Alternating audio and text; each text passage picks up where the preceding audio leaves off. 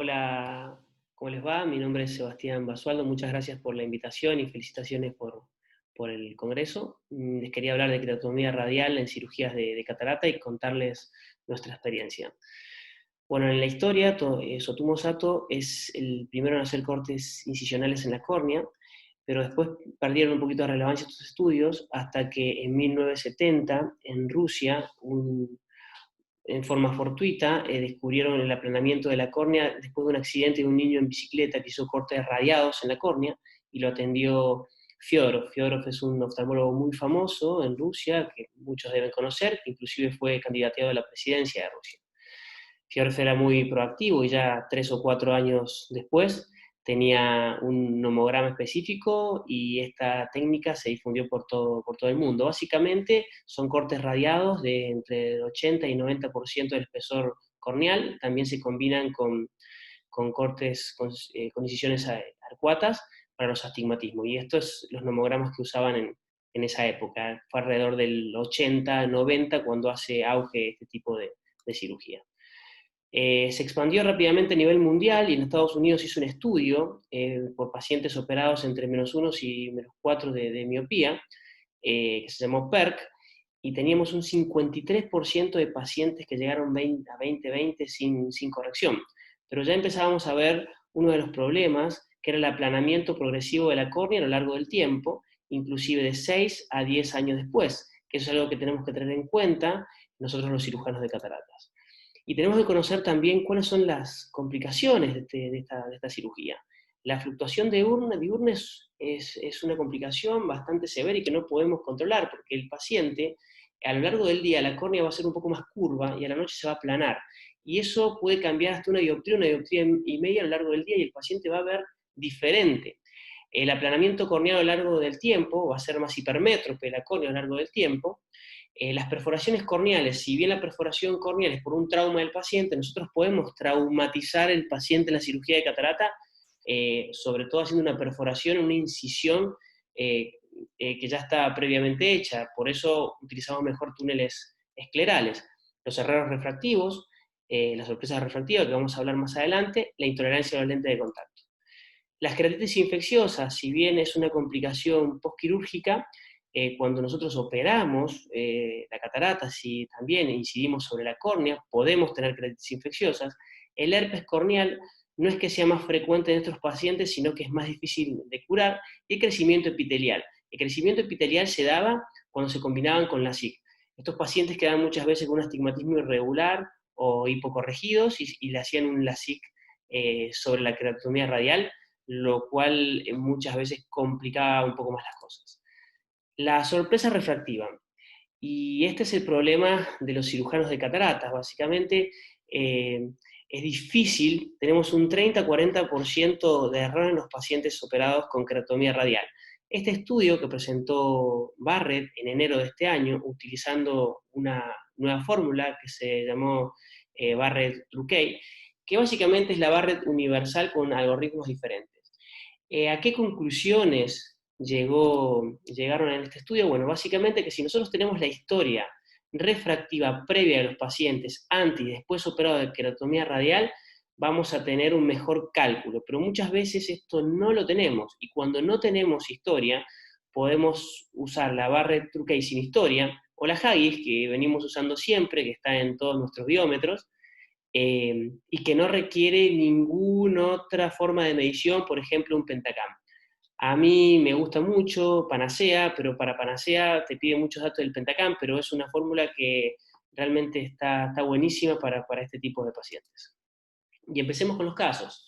Bueno, una mujer de 55 años, tenía antecedente de queratomía radial y arcuatas, y después se le había hecho un LASIK. La agudeza visual era muy mala, pero también tenía cataratas, ¿sí? Esta era la autorrefractometría previa y la agudeza visual con anteojos.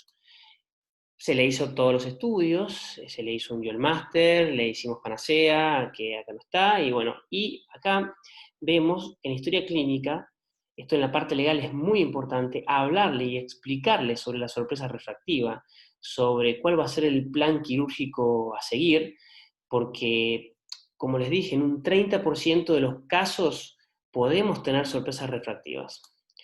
Bueno, este es el Pentacam, ustedes ven ahí una aplanación en los 3 milímetros centrales de 32, 33 dioptrías, es un ojo muy, muy plano.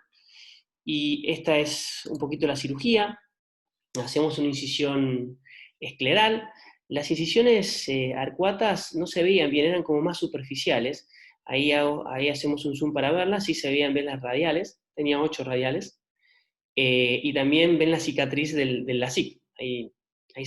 Todas las cirugías que se le podía hacer a una paciente en la córnea se le hicieron.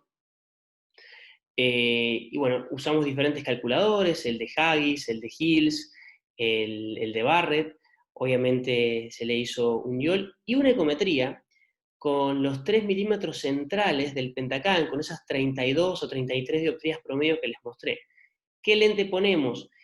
Bueno, ahí me atribuyo un error personal, porque me dejé llegar por el largo axil y colocamos la lente con menor dioptría. Pero le explicamos al paciente que íbamos a salir, íbamos a medirlo, lo íbamos a refraccionar, y si el error refractivo para nosotros era muy alto, le íbamos a cambiar la lente ese mismo día.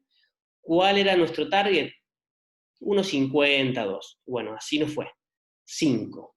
La verdad que le erramos por bastante, de vuelta a quirófano, con un paciente un poco más asustado, porque por más que sabía que esto podía pasar, a nadie le gusta entrar el mismo día a quirófano, estaba un poco asustado, asustada, era una mujer. Y bueno, procedemos ahí a cortar la lente, llevamos una óptica arriba del iris. A nosotros nos gusta cortar la lente en 2 partes, no hago mucho la técnica de Panman, no me gusta traccionar sobre la incisión, he tenido desprendimientos de la Decimen, igual acá esta incisión es escleral, y, y bueno, básicamente se le hace un punto al finalizar la cirugía. Nosotros en las incisiones esclerales le hacemos un puntito para estar más seguro, aparte ya habíamos entrado 2 veces a quirófano, y lavamos debajo de la lente. Y bueno, ¿cuál fue el resultado?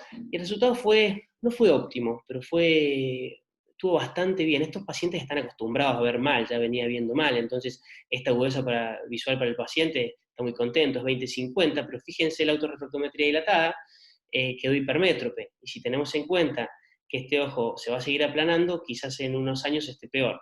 El segundo ojo, aprendimos del primero, le colocamos una lente Janit, es una lente de monopieza, la verdad es una lente que a nosotros nos gusta mucho, y el segundo ojo nos quedó mucho mejor. Me parece que en el segundo ojo no tenía, no me recuerdo ahora, pero no tenía la SIC, entonces fue más fácil el cálculo. Consideraciones técnicas que tenemos que tener en una queratomía radial, no son muchas, pero importantes. A nosotros nos gustan las incisiones esclerales, en estos casos, lo más prolija posible, no como la cirugía anterior, esta es un poquito más prolija que la cirugía anterior. ¿Por qué? Porque si nosotros llegamos a cortar una de las incisiones de la queratomía radial, esto se puede abrir como un gajo de naranja y va a quedar un astigmatismo muy irregular y lo vamos a tener que cerrar, y cerrarlo con varios puntos, y realmente es una situación intraquirúrgica que no está buena, la vamos a pasar mal, y eso lo vamos a evitar haciendo una incisión escleral. La esclera es un poquito más dura, cuando entren con el cuchillete sepan que va a entrar más de golpe, para no lesionar la cápsula anterior. De las paracentesis podemos hacerlas esclerales o podemos hacerlas corneales. Nosotros estamos más habituados a hacerlas corneales, porque esclerales por ahí nos entramos muy plano al ojo y es más difícil trabajar con el chopper adentro del ojo, y estos ojos son un poco profundos. Si entramos corneal podemos incidir más profundo al ojo y podemos trabajar un poco mejor, pero es indistinto. La verdad que no, en esta incisión, como ven ahí, sí, fíjense de que estén entre 2 incisiones, ¿sí? No pegarle a la incisión porque se puede abrir por más que sea muy pequeño grosor, ¿sí? Se puede abrir, y realmente que se abra, no tengo videos, pero a mí me pasó una vez y la pasás mal. Y la rexis, acuérdense que el posicionamiento, la posición efectiva de la lente es otro factor de error en estos casos, porque son ojos con córneas planas y por lo general cámaras amplias, y eso hace que los calculadores muchas veces erren el lente. Entonces una Rexis de 5.5 milímetros que haga un overlapping sobre la lente, y lo mismo que estamos haciendo actualmente para todas las lentes premium. Bien, y bueno, por último un caso polémico. ¿Le colocaríamos una lente difractiva a un paciente con queratomía radial?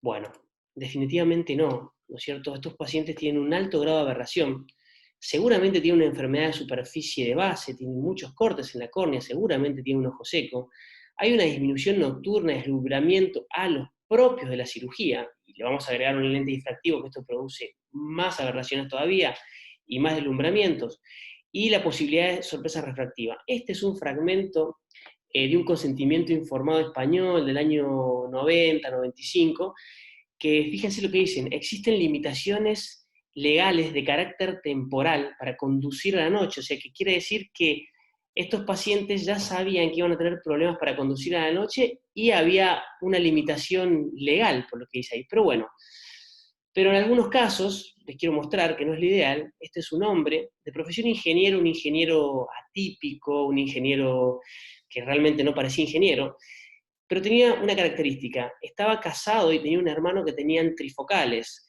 y eran hipermétropes.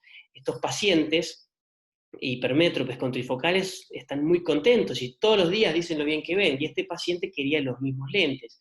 Él, aparte, su queratomía radial de hace 20 años le había cambiado la vida, estaba muy contento con su cirugía, y él creía que iba a tener, o quería tener, un cambio ahora también. No tenía alteraciones de superficie, no quería depender de los lentes, pero no le importaba leer con un lente, era un paciente que era flexible para estas cosas, ¿sí? Y el diámetro ocular normal a chico, y es donde nos animamos un poquito. Bueno, de última no le funcionará muy bien el trifocal, pero no va a tener tantos deslumbramientos.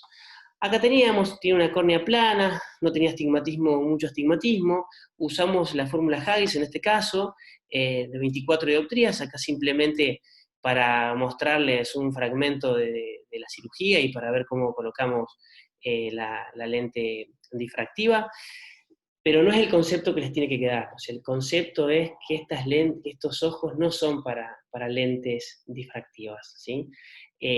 Quizás hoy colocaría una lente DOF, o lo convencería de un monofocal, o un implante Duet, para poder sacarle la trifocal si le molesta mucho, o sea, una Subcoflex o una DOM después de una monofocal. Pero básicamente yo creo que tenemos muchas chances de que nos vaya mal si nosotros le ponemos una lente difractiva trifocal a un paciente. Bueno, acá tenemos los resultados, ¿sí? Bastante bien, lee sin lentes, pero comenzó con problemas de superficie. A los no ve más que antes, o capaz que no se da cuenta, tiene una disfotopsia positiva, que es lo que más le molesta, y bueno, el paciente está contento. Pero como les dije, es muy jugado poner este tipo de lentes en estos pacientes. Bueno, muchas gracias, los vuelvo a felicitar por el congreso, gracias por la oportunidad de dar una clase.